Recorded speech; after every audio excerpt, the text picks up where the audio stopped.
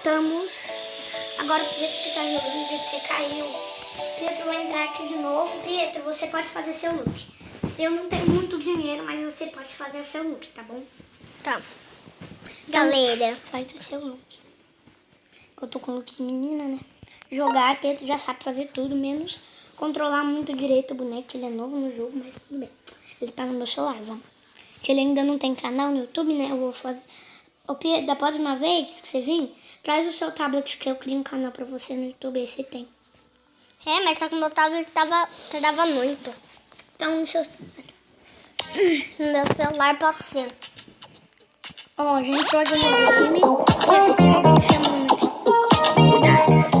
É novidade de vídeo. Depois você vê. Olha o Estevam tá comigo.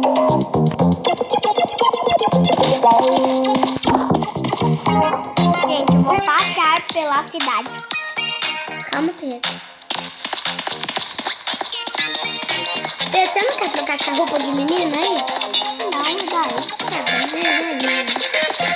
Mas já tive aquela casa ali, só que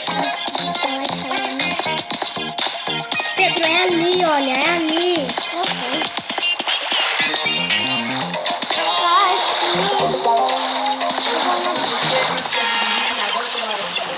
Calma aí, galera, a gente já volta.